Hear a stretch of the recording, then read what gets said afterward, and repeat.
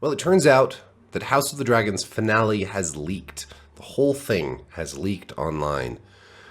So, public service announcement, just be careful when you're online before the finale airs. There will be spoilers. Of course, this is not exactly a new story. It's like if a Game of Thrones episode leaked, well, the books have been out, for years.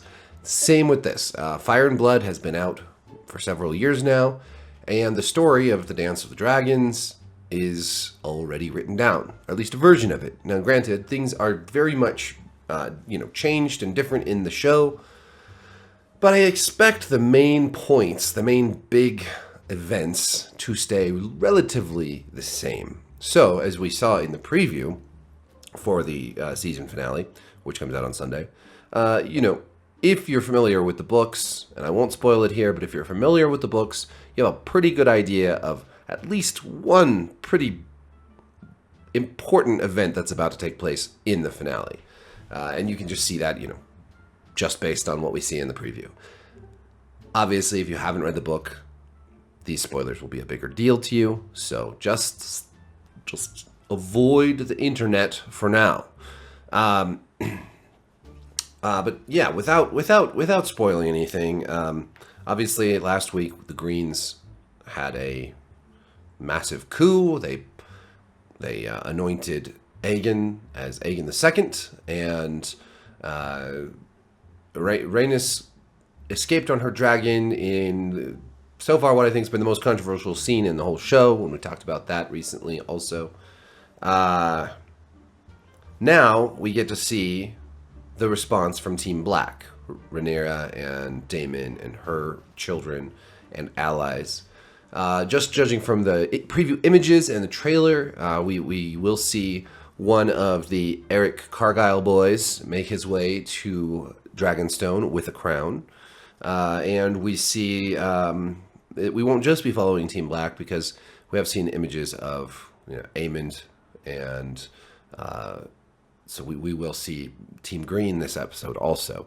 How that is going to shake out, I will not say. I have a pretty good idea of exactly what's going to happen. I think it's going to really kick this show into high gear, honestly, and get people pretty excited for season 2, because yeah, shit's about to hit the fan. It's been a lot of character development, a lot of story and world building, a lot of establishing of the different factions and relationships, and claims to the crown, to the throne, and this whole succession drama and court intrigue has been largely the bulk of House of the Dragon up to this point. And we've covered a couple decades worth of time, and now we are hitting the war, the Civil War, the Dance of Dragons, and it's going to fundamentally change how this show feels, I think. I'm not sure how they're going to approach this adaptation. They have said 4 seasons. The Dance of Dragons only lasts a couple years, so for the next 3 seasons, presumably, we're going to cover a much shorter span of time, but one with many, many, many more events. So season 1, we're going to have, this whole the story. Really, it's the story of Viserys, of his reign and his failing health and his love for his family and his daughter, and then the betrayal of his legacy by his wife Alicent, the queen, and her faction. And then, the great thing about this story, the version that Martin has written at least, is that it's one of the tricks with this show is that there's not a lot of, people, this has been a concern of mine too, that there's not enough characters to root for.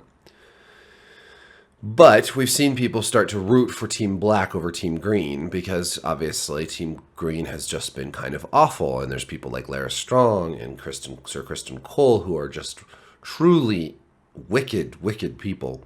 But one thing that you have to keep in mind going forward is that this is a show about very complicated characters who are often not great people, regardless of which side of this conflict they're on.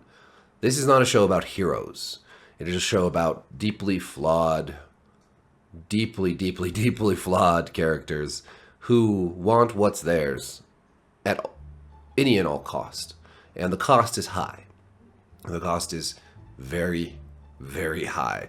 And I'm really curious to see how people respond. And I'm also curious to see how the adaptation changes. You know, will they make characters like Rhaenyra more empathetic than the book does?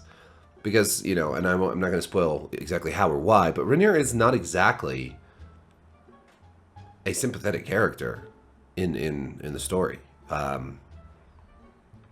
for many reasons. And I'm curious to see if they go that direction, or if they are going to portray her differently, because they have made changes, like the friendship between Alicent and Rhaenyra is not in the book. Rhaenyra is younger and Alicent is older, and they have pretty much a hostile relationship from day one, or day two, not necessarily day one, but day two. And that's really been changed for this version of the story. And in many ways, I think it works well, but we'll see. We will see soon enough. We've got the finale, and then we have to wait. We have to wait for all these shows. We have to wait for more, more of that awesome Rings of Power show. And it's so good, and I love it so much. We have to wait for like 2 years for that one to talk shit about it again. Damn it. 2 more years for more Gandalf roasts. What? And then hopefully not so long for the next House of the Dragon, because that would be nice if that just came out every year for 4 years and we got the story completed, and maybe onto the Jon Snow show or something like that. Anyways, check out my video on the Rise of the Dragon, which is a new illustrated history of the Targaryen dynasty. I'll link to that in the description, and thank you for watching, and I will have a review out for the finale either Sunday night or Monday, because I don't have a screener for that. This is weird that it leaked, since apparently they're not sending out screeners. It's the first episode of the season I don't have a screener for, but this is the one that leaked. Go figure. They might as well just send out screeners now. The cat's out of the bag. The dragon's out of the bag. Yeah, anyways. Peace.